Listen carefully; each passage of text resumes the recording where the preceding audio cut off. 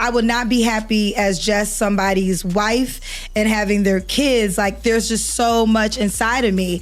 And I decided I'm gonna pursue this career that has no guarantee. Based in the African American community, where our marriage rates are like 30%, they said by 2030 it's gonna go down to the teens. Yeah. And so what I'm saying is that knowing that, how do we reverse engineer it? What you said is so true. A lot of African American women are out earning the male counterparts, and they feel like I can do bad all by myself, or I don't need you at all. So now women are saying, I don't just need a man that's a provider, because at first men were the providers. Now they're saying, I want something that men are less likely to give, which is emotional intelligence. Yeah. When I was young, I was sold the Cinderella story. Like, oh, you meet somebody, Prince Charming. So I did what we recommend girls do. I went to college, I went to University, got into a relationship.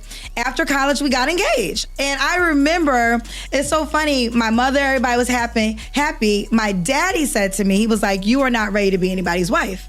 My dad knew. He said, you are so ambitious that you're gonna have to give up everything of who you really are to be this man's wife. Her father, who probably outside of her mother, knows her best. A father will know beyond the Disney fairy tale that creeped into her head about what marriage is or what it's about. A father would know if she has the behavior, the characteristics, the integrity, the morality to be that person, a wife in reality. Again, not in Disney. He's going to work every day. I have no financial issues. Like, he has a reliable career, probably still has that job with that company at a higher level now.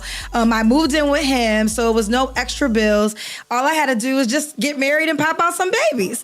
And I said, this is not my life. This is not what God birthed me to become. Bet on me. And for a long time, I remember I used to think I chose my career over love. And the truth of the matter is, I didn't choose my career over love. I chose who I am. So I'm gonna say, this is like 20 years ago. And it's like, okay, 20 years later, you're still not married. You're still not a wife. Would you make that same bet? Would you make the same decision? Hope incoming. Absolutely, I would. I would have made it a day earlier. Is that a component of the falling marriage rate is because women are choosing themselves as opposed to choosing family. But the issue is, while choosing themselves, while they'll go on a path to increase the amount of money within their bank accounts, they're also losing some of the fundamental factors that men of substance, of value, find attractive. The feminists and their programs funded by the government have won because they've taken the psyche of young ladies like this, fed them lies in order to increase GDP, gross domestic product. Is this truly your nature, Kendra G, or were you nurtured into this?